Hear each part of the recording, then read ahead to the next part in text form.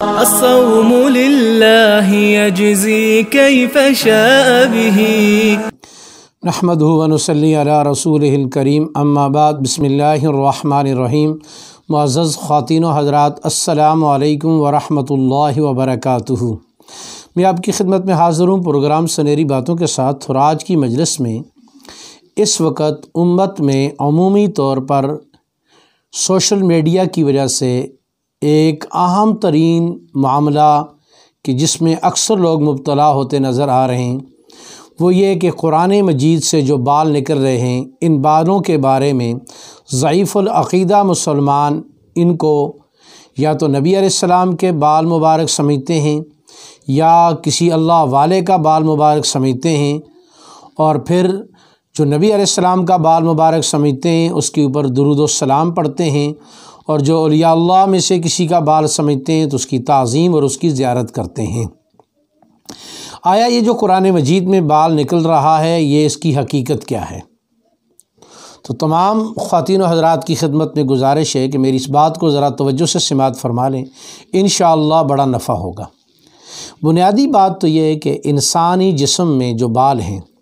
وہ سر کے بال ہوں، وہ داڑھی کے بال ہوں یا مونچھوں کے بال ہوں، یہ بال انسان کے گرتے رہتے ہیں، اور یہ بال بڑی ہلکی چیز ہے، اور ہوا کی وجہ سے یہ ایک جگہ سے دوسری جگہ اڑتے بھی رہتے ہیں۔ مسلمانوں کے گھروں میں چونکہ قرآن مجید بھی ہوتا ہے اور مسلمان قرآن مجید کی تلاوت بھی کرتے ہیں، تو تلاوت کے دوران بھی داڑھی کا بال اور سر کا بال قرآن مجید میں گر سکتا ہے،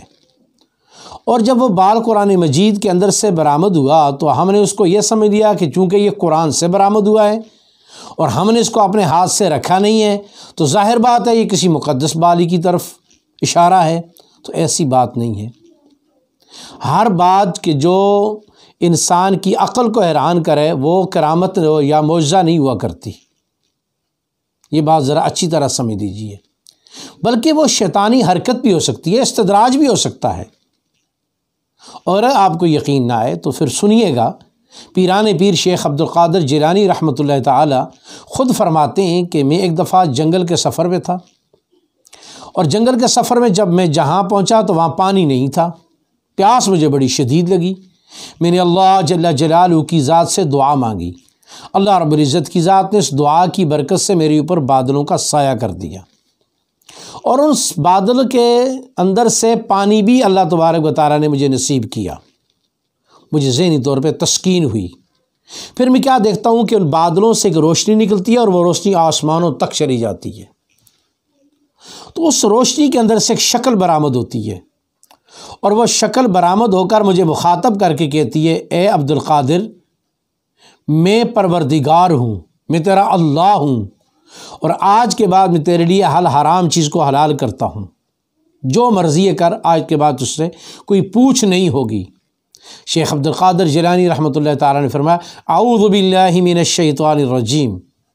اے شیطان مردود، میں تیری اللہ رب العزت کی ذات کی پناہ چاہتا ہوں۔ جب یہ بات انہوں نے ارشاد فرمائی تو فوراً وہ روشنی ختم ہو گئی،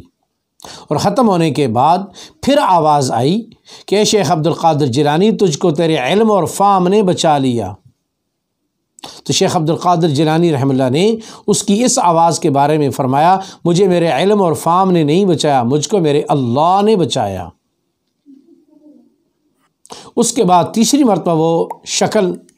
مخاطب ہوئی شیخ عبدالقادر جیلانی رحمہ اللہ سے، اور کہنے لگی کہ آپ کے جس مقام پر آپ ولایت کو پہنچے ہوئے ہو،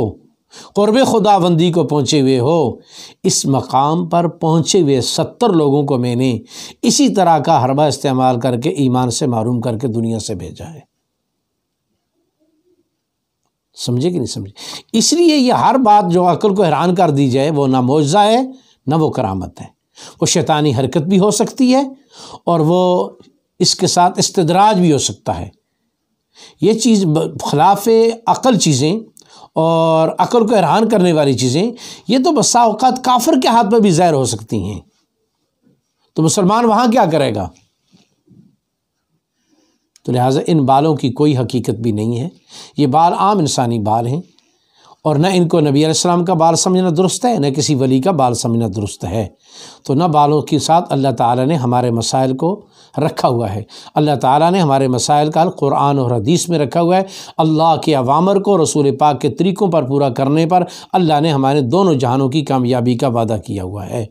تو وہ چیز ہمارے لیے اللہ کا قرآن، نبی کا فرمان کافی ہے۔ اللہ تعالیٰ ہمیں اس پر عمل کرنے کی توفیق نصیب فرمائے۔ السلام علیکم ورحمۃ اللہ وبرکاتہ۔